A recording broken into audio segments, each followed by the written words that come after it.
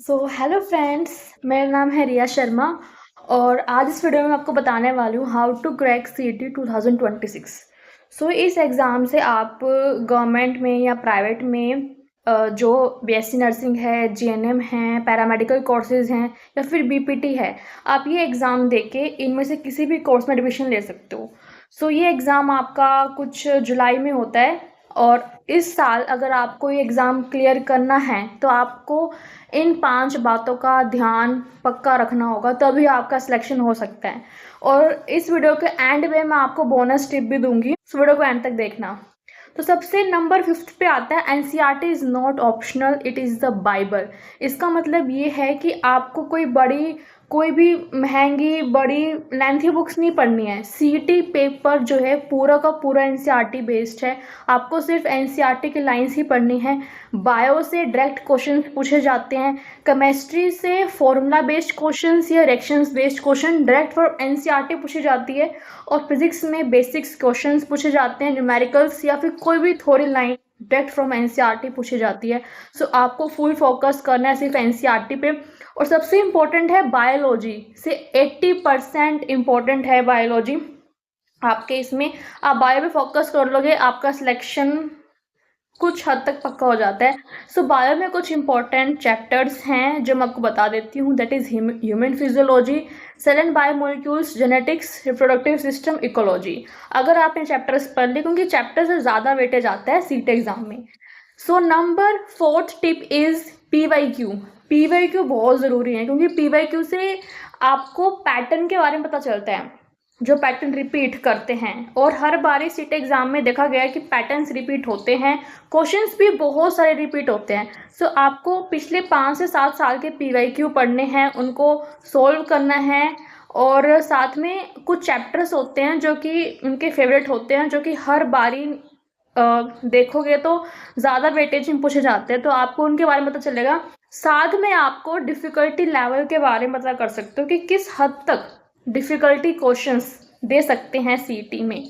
उसके बारे में पता चलता है। नंबर 4 जो टिप है पीवाईक्यू, वो बहुत ज़्यादा इंपॉर्टेंट है, आपको पीवाईक्यू ज़रूर करने हैं। And number 3 is revision strategy. और आपको पता है इसका दूसरा नाम क्या है? Selection strategy.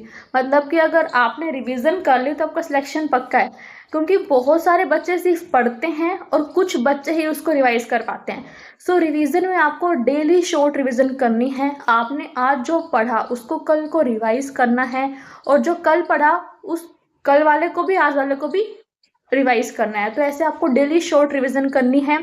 हर हफ्ते में फुल पीसीबी की रिवीजन करनी है, और लास्ट 10 डेज में सिर्फ और सिर्फ नोट्स और पीवाईक्यू से ही पढ़ना है। बुक नहीं उठानी है लास्ट 10 डेज में, जो खुद के बनाए नोट्स है उसमें से पढ़ना है। And number 2 is fix time slots for subjects. इसका मतलब ये है कि आपको हर एक सब्जेक्ट को फिक्स टाइम देना है, और साथ में उनको मतलब कि सुबह आपको बायो पढ़नी है, दिन में केमिस्ट्री पढ़नी है, रात को फिजिक्स पढ़नी है। और सुबह सुबह हमारा माइंड फ्रेश होता है, तो सुबह बायो पे फोकस करो। और साथ में एक टाइम भी फिक्स करना है, क्वांटिटी ऑफ टाइम, कि बायो 2 घंटे पढ़नी है, केमिस्ट्री 1 घंटा या फिर फिजिक्स 1 घंटा। ऐसे आपको अपना टाइम भी फिक्स करना है हर एक सब्जेक्ट्स के ऊपर। ये बहुत इंपॉर्टेंट है। And number 1 and last tip is the study in questions mode, not in reading mode. इसका मतलब ये है, आपने एक लाइन पढ़ी एनसीईआरटी में से, उसके बाद आपको ये देखना है इनमें से हम कौन सा क्वेश्चंस बना सकते हैं, इनमें से कौन सा क्वेश्चन बन रहा है। और साथ ही हमको ये भी देखना है इस लाइन में से कौन सा वर्ड ट्विस्ट होके वो पूछ सकते हैं। आपको हर बार एक टॉपिक पढ़ने के बाद, एक पैराग्राफ पढ़ने के बाद उसको क्वेश्चंस मोड में कन्वर्ट करना है। These are the whole tips जो आपको पता होनी चाहिए और जो आपको फॉलो करनी है टू क्रैक सीईटी 2026। अब टाइम है लास्ट की बोनस टिप्स देने का।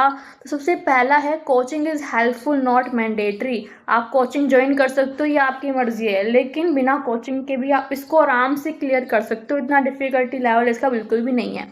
सेकंड है consistency is more than motivation.